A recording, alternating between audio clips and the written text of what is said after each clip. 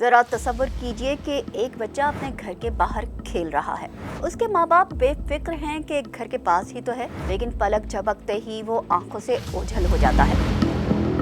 माँ बाप ये सोचते हैं कि कहाँ जाएगा, यहीं कहीं होगा, ज्यादा से ज्यादा किसी पड़ोसी के घर चला गया होगा। लेकिन हकीकत इससे यकसन मुख्तलिफ और जानलेवा है। वो बच्चा जो अभी तो यही था, अब अगवा हो चुका है, और इस बार सिर्फ तावान के लिए नहीं, हालात इंतहाई भयानक रुख इख्तियार कर चुके हैं। लालच या फिर जरूरत के हाथों मजबूर इंसान इंसानियत के मयार से अब इतना गिर चुका है कि सोचते हुए भी हौल उठते हैं। शहर क़ायद के मासूम चेहरे, कराची के बच्चे आखिर कहाँ जा रहे हैं? हम आपको कोई कहानी नहीं सुना रहे, ये हकीकत है, और शायद इस हकीकत का ताल्लुक डार्क वेब के उस गहरे और हौलनाक राज से है जिसे सुनकर आपके रोंगटे खड़े हो जाएंगे, जहां हवस के पुजारी और बीमार ज़हनियत का शिकार लोग इन मासूम जानों की बोली लगाते हैं। जानिए इन कहानियों की हकीकत सिर्फ हमारे साथ, लेकिन इससे पहले हमारे चैनल को सब्सक्राइब कर लें और साथ ही बेल आइकन को भी प्रेस कर लें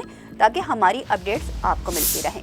अब सबसे पहले ये जानना जरूरी है कि ये डार्क वेब है क्या। डार्क वेब इंटरनेट की वो छुपी हुई और तारीक दुनिया है जहाँ रोशनी कभी नहीं पहुँचती। ये एक खुफिया नेटवर्क है, यहाँ हर मुजरिम खुलकर खेलता है। यहाँ इंसानी स्मगलिंग, मंशियात, असलहे की खरीदो फरोख्त, हत्ता कि इंसानी ज़मीर तक को बेच दिया जाता है। ये वो हकीकत है जो पूरे मुआशरे के लिए दहशत की अलामत बन चुकी है। यहाँ तक कि हमारी पुलिस भी इसके साए तक से घबराती है। जो मसला यहाँ हम बयान करने जा रहे हैं वो सिर्फ एक खानदान का नहीं बल्कि हजारों खानदानों का है, जिनके बच्चे इस दरिंदा सख्त निज़ाम का शिकार हो चुके हैं। कराची में पिछले कुछ महीनों से बच्चों के अगवा की वारदातें बढ़ती चली जा रही हैं। कराची के इलाके गार्डन से हाल ही में अगवा होने वाले नन्हे आलियान और अली रजा का कोई सुराग नहीं मिल सका है। सीसीटीवी फुटेजेस मौजूद होने के बावजूद पुलिस बेबस नजर आ रही है। कई दिन गुजर जाने के बाद भी मासूम बच्चों की तलाश में पुलिस अब तक नाकाम क्यों है?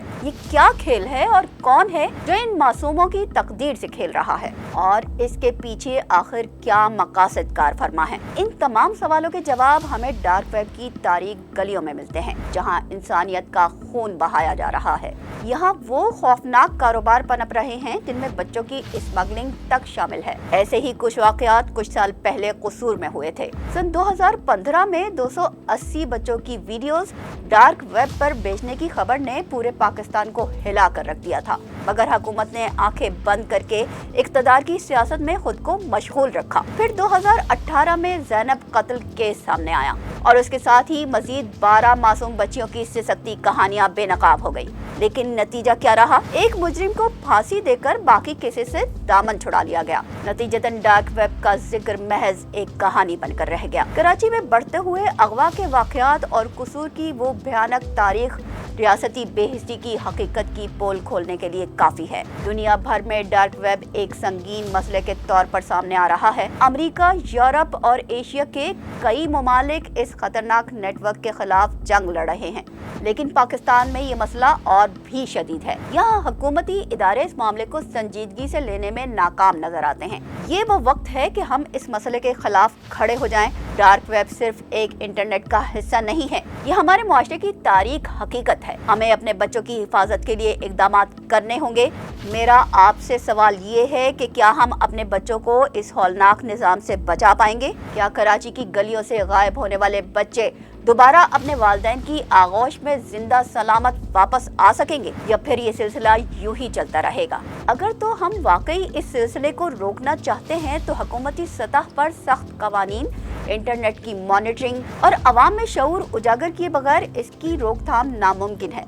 ये मसला सिर्फ मुआशरे का नहीं, ये सवाल है आपके, मेरे और हम सब के बच्चों की हिफाजत का। और अगर हम इसके लिए अमली कदम नहीं उठा सकते तो कम से कम आवाज तो उठा ही सकते हैं। हमने अपनी सी कोशिश की है। अब आप बताइए कि आप हमारे साथ हैं। कमेंट में अपनी राय से हमें जरूर आगाह करें।